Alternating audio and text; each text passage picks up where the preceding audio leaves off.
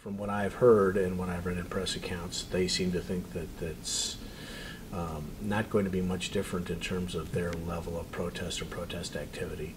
My sense is that in cities where the G8 has occurred, there's been a much higher level of violence. So I'm hopeful that, you know, some of the more violent groups that I think were going to plan to come and target the G8 maybe will decide that they want to go to Maryland.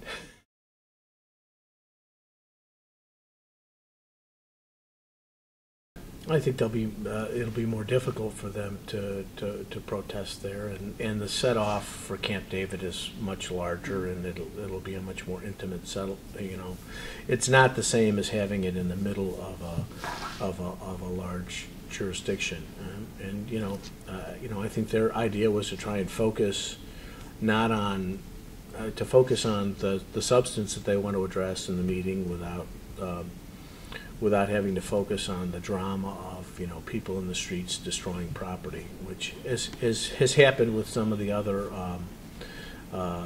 events.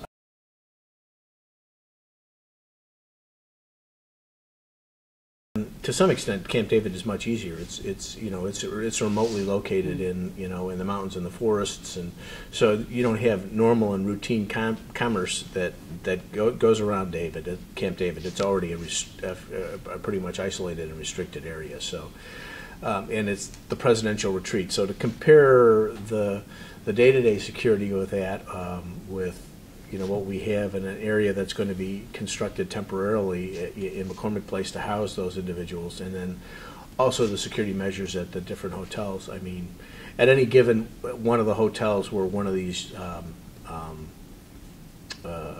delegations may be staying, I don't think that's going to be comparable to the security in the areas where they're staying at Camp David, just because of the nature of Camp David. So it's almost like comparing apples to oranges.